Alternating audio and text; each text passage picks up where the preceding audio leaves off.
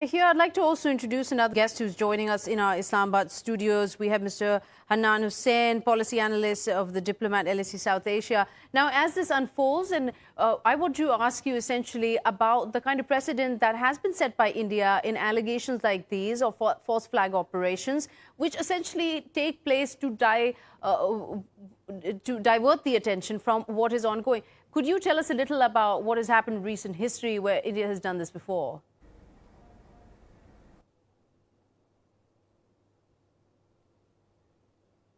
As far as India's position goes on Kashmir, this is not just with the advent of Modi's leadership. It dates back to the 1994 resolution. Parliamentary consensus it had unanimously passed under the Congress leadership, which said that Kashmir will always be an integral part of India and that India will use all means necessary to resist any attempt to take Kashmir away from it. Again, this use of parliamentary consensus to alter constitutionality of a disputed territory is nullified to begin with. And that's what Modi has been able to push forward to kind of bring this garb of legitimacy that comes with democratic leadership when obviously no attempt to take forward the Kashmiris democratically has taken place. The other fact over here is that India is, visibly seems to have a tough time kind of marketing its narrative on Kashmir beyond its contested territorial borders. Right. India mentions a lot of times about Pakistan's UNSC closed-door meeting, which was called based on, China's advocacy for this initiative. India often frames it as something that is not really going to take it forward, with the issuance of the joint statement, if that is a fact to begin with. But the core point over here is that all the allies that India construes to be on its side agree that it's a bilateral issue to begin with. And the first step to resolving this, especially when South Asia is on the brink of being demilitarized by U.S. military presence in in Afghanistan to kind of pursue peace process, India's military presence in Kashmir unlawfully is the exact opposite, and which is why this is in the interest of all regional partners to further peace and look at this from a more practical angle. All right, so David, what I'm hearing from our other guests too is that India is already in a corner, isn't it? And now it's playing with fire by talking about, throwing out accusations, very serious accusations, and then a possibility of a false flag operation. This is all very risky and dangerous, a tactic on the part of India, isn't it?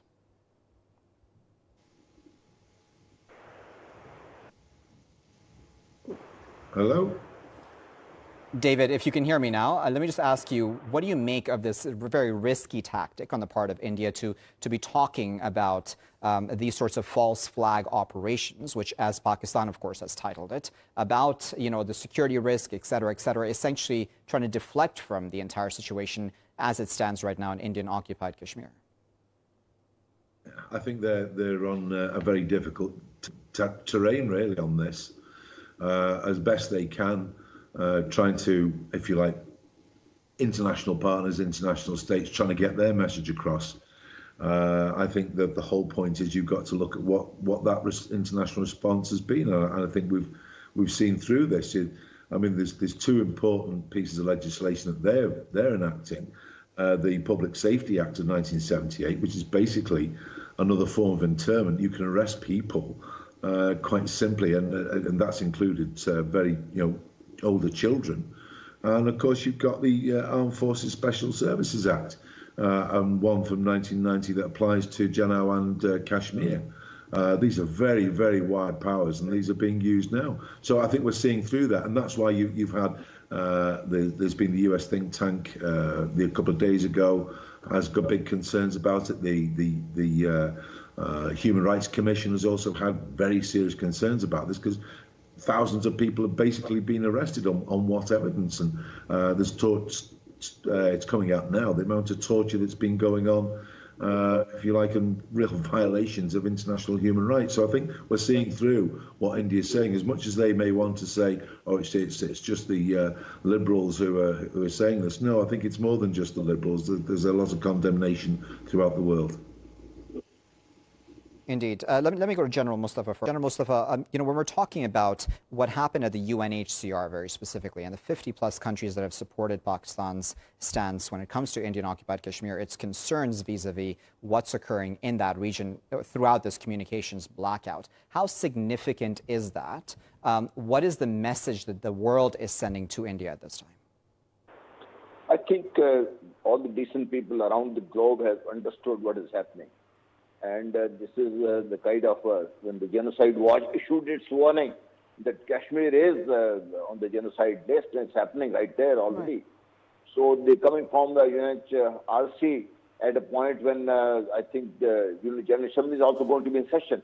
That is where I think Prime Minister of Pakistan will have a very strong point, and he will be able to put across the entire narrative, the right kind of a narrative that one must understand. It's a big, I think, not win for Pakistan, but the people of Kashmir who are suffering for the last 37 days now. They have been caused to their houses, no food, no medicines, no schools. I think the world has seen through this, and they now realize that Bharatiya Janata Party, which is the so-called political face of the RSS, which has its ideology moved into Nazism, etc. The world, I think, is coming to know now what is actually the reality of so-called shining India. India is that way finding itself in a corner. And that is where it's dangerous. And this kind of when India gets cornered, they're always dangerous in that false flag operation that you see in Bombay or Srinagar or elsewhere, like the one where the assembly when is attacked. So there is a possibility that something like that could happen elsewhere in India and Pakistan gets blamed. Now, hitherto, Pakistan has always carried the blame because the world generally sided with India. But now I think India will have a very tough time because there is no reason for Pakistan to do anything of this kind right now, because even if Pakistan wants to do this, environment is totally against that. So therefore, I think the world understands that Pakistan wouldn't do it, would not like to do it. Doing it is against Pakistan's interests, particularly. Right. It's a really good point you raised there, General Ghulam. Something that I'd also want to ask you, Dr. David Lowe, at a point where Pakistan has been pushing for the world stage to take notice on what is unfolding here in Indian-occupied Kashmir. I mean, the reports coming in from international journalists of 4,000 to 11,000 people arrested, so many detained, no whereabouts of where they've ended up. At this kind of juncture, and when India goes ahead, is India getting its very question of being the biggest world's democracy being called into question, especially what's happening elsewhere in Assam also?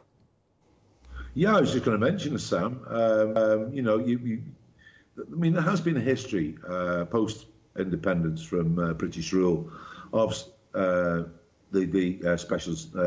Armed Forces Special Services Act being used in various areas, and one has been recently Assam as well. I think the general is quite right. If this now is just not Pakistan on its own saying, "Oh, look at India and look at what they're doing," and sometimes, you know, there may be that view that because there has been friction at times between India and Pakistan, it's that's Pakistan perhaps raising an issue. No, I think this is now going beyond that, and you know, as I said more recently, I'm only talking over the last few days. Important agencies like the Human Rights Council, the UN itself, and the human rights there, and various groups around the world are now responding to this and saying to India, "You've got to stop this. You're supposed to be a democracy, but you're certainly not in the Jammu Kashmir region," and it's disturbing. So, Dr. David Lowe, at the same time, India has continuously stated that Pakistan is over-dramatizing the issue, not understanding the core heart of the conflict, not letting that message come across to the world. But then my question really is, then what is the problem with allowing UN observers into the region and lifting the curfew, the communication blackout, so that everyone can see what is actually happening and how normal Kashmir is? This has to be a positive step. Now, if the UN puts pressure on India to do this, now we're going to see the true colours of this current government in India, to see how they are a democracy, how democratic they are.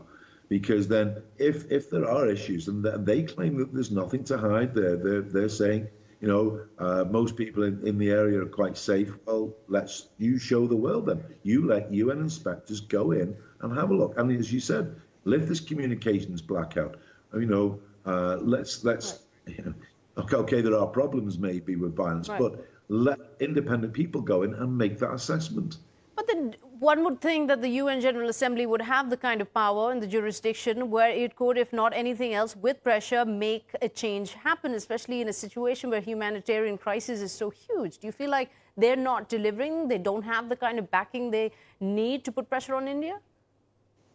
I think there could be. I think certainly if you start with like the Security Council, for example, there's a few other issues I think ongoing at the moment. I mean, if you look at my own state, we have a parliament that is currently suspended, and a lot of other political issues. Obviously, a lot of that's to deal with Brexit, and other member states have got other issues that they're looking at. But I think what I really don't want to happen, as it normally happens, it takes some catastrophe for everybody to suddenly respond. Let's try and respond now. Put some of these things aside. There are sufficient diplomatic staff there to deal with it now before we have any catastrophe. And as the General said, we could be looking at a potential genocide here, and that's the last thing that we want. And not just a genocide, Doctor, but also the fact that both states here, Pakistan and India, are nuclear armed, and with the kind of false flag operations that India once again is floating up, it is a big risk of a nuclear war, like the Foreign Minister of Pakistan said, an accidental war. But here, quickly, I also want to ask you about how U.S. President Donald Trump has the third time round come forth and said that I am ready to help in resolving this issue. Do you think that's an unprecedented take for a U.S. president to get involved in Kashmir? Yeah, I think it is. I mean, let's be apolitical and take aside any other issues that's been in the past with Donald Trump. I think, I guess give credit where credit's due. He's recognised how serious this issue is. And it could be with the US, with their other close allies, states like my own, start saying, right, let's pay attention. It could be an issue.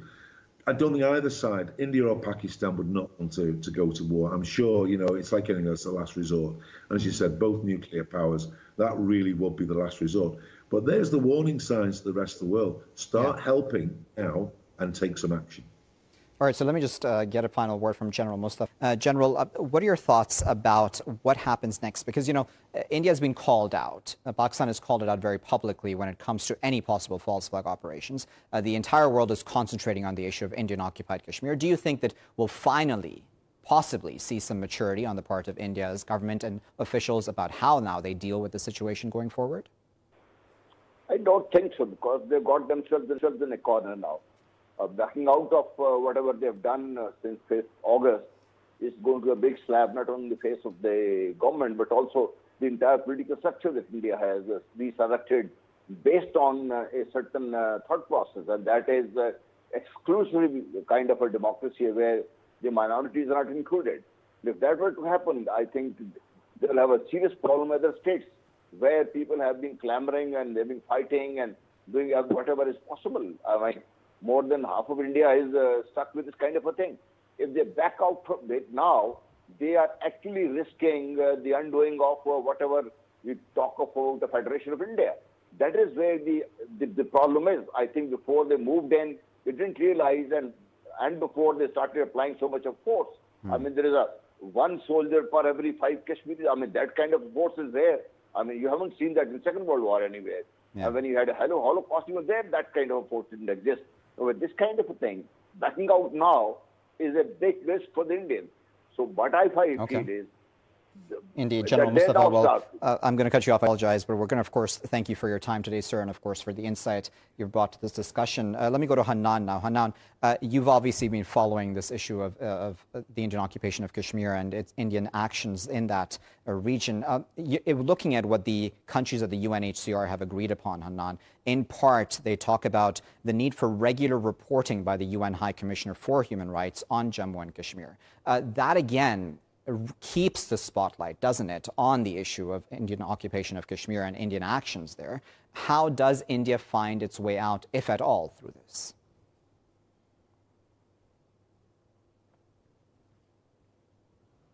Well, that's the fundamental dispute in India as well. India has tried its level best to kind of downplay the significance of the Kashmir dispute, presenting it as legitimate, when, of course, as I mentioned before, the will of the Kashmiris is nowhere near reflected in it. But as far as the international audience goes, there's a clear confusion within New Delhi whether or not to allow the international press, and if you do allow it, to what extent do you do that? Because then, of course, it'll be difficult for India to turn a blind eye on facts from the UNHCR report, to reports turned by the international media from the BBC about pellet guns being used. The Interior Ministry denied it and then was forced to backtrack its claim as well. So internationalizing the dispute, it may seem as if it's a long-term strategy for Pakistan, but Pakistan does not want to settle for short-term goals and then end up on the wrong side of law as well. But internationalizing it would obviously force India to kind of move a step beyond taking this as an India-Pakistan binary, deflecting the blame on Pakistan every time around and then failing to acknowledge facts. Internationalizing the dispute kind of puts a de facto compulsion upon India to kind of tailor its narrative according to facts, which it fails to have. And if it does so, that will call for a democratic process to take place in Kashmir, especially when we see, links to bilateral dialogue take place in a place like Afghanistan, which has seen 17 years of conflict. India's lack of internationalizing this dispute would actually reverse the South Asian security order, which a lot of countries, including the United States, is concerned about. Right, here I'd like to welcome Lieutenant General Naeem Khalid Lowe, the defense analyst, joining us. Thank you for taking out the time to speak to us. The situation, as we are discussing, it's unfolding where India is getting all the negative attention that it was hoping it wouldn't, while claiming that this is a bilateral issue, that it's an internal matter. Of course, they've been going back and forth on this. And now, as a result, what we're seeing is, once again, India going towards a typical diversion tactic, which is a false flag operation. In your opinion, the timing, could it be worse for India to have tried to pull this off? Thank you. You see, what Pakistan diplomatically is doing is following a two-track policy, and I think good enough. One is, highlighting the humanitarian sides of the issue, the Kashmir issue. The other is, of course, our political stance and the UNO resolutions and all that. I think the humanitarian side is succeeding, and the way we have seen yesterday that the 5 points that have been emphasized are the ones that we were demanding anyway. But one thing we must always keep in mind, that a country as weak as Burma did not succumb to the entire international pressure about Rohingya Muslims. So how do we expect that a country like India will actually listen to the international voices? Of course, as my friend was saying, that as a long-term policy to make the groundwork for further political actions or any further, pursuing the thing on our side is good enough. But this is maximum what the diplomacy could do. But Lieutenant General, I'd have to ask you here, I mean, I really respect your opinion about this, that it is very pessimistic to look at examples around the world where international pressure couldn't make much of a difference. I mean, it's not just Burma. We've seen what is happening here in Gaza. But at the same time, doesn't it also set a precedent within India, where there is already, with the BJP-led government twice in power, a sort of a falling apart of society as it is because of the subjugation of minorities? That is true. I mean, that is a big fissure which is coming up, rather a number of fissures which are within the Indian polity. But those can only be aggravated if those are exploited. And being a general, don't blame me for that, because of course we all want peace, but peace comes at a price, and peace only comes if you are ready for pulling other strings also. So I would suggest that unless we are ready to really exploit those fissures and further deepen them, and then make the Indians realize that what they are doing to us can also be done to them, only then probably there would be any thing coming up as peace and talks. Because talks only happen once through other means. You make the environment, you take the environment to such a level that talks become inevitable, as we have seen in Afghanistan. Although it has been stalled once, it will come back again. So I think unless we equalize India in the political field, in the military field, in the diplomatic field, only then we'll be able to talk to them. Otherwise, it's not possible. All right. So, Lieutenant General Lowe, we're going to update your time, of course, for taking the time out, I should say, to speak to us here at Indus News and share your, of course, expert insight with us. Let me just conclude with David as well. David, thanks you for standing by. But let me just ask you, David, before I let you go, about human rights laws, because, you know, I'm looking again at what the UNHCR countries have agreed upon when it comes to occupied Kashmir, and they're talking about the right to life, liberty, and security, the right to communications, et cetera, et cetera. How many weapons do you think at this point in time the international community actually has to hold India to account, even when it comes to just basic international law, basic human rights? Yeah, a brief summary, but I think with the reports that's been coming out of late, you know, there's been violation of prohibition of torture, where there's been no right to fair trial, freedom of expression, freedom of assembly. They basically violated every one of the rights that's in that document.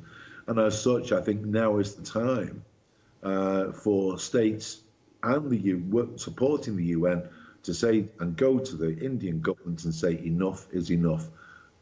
Let's have some inspectors in there, and if anything's out, you'll be held to account.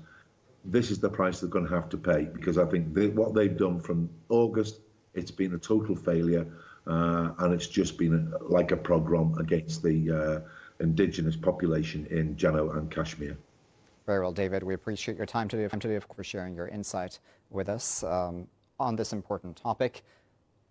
Let's now conclude, of course, this segment, and as we've been discussing, Isa, about this very important topic, because India really is, in my opinion, playing with fire, isn't it? Absolutely. And the way it is getting traction, the Kashmir issue, in light of how world leaders are looking at it now, it seems like after 50 years, the UNSC meeting in itself was a big win. But besides it being a winning or a losing for any country, it is most important that those 8 million residents who are now in complete communication blackout, who have absolutely no communication with their loved ones abroad or even in the other town, in the other street. It is time that the world took notice and pressurized India to lift these curfews, to lift these communication blackouts. And we will keep you updated as that unfolds, and hopefully there will be good news coming in.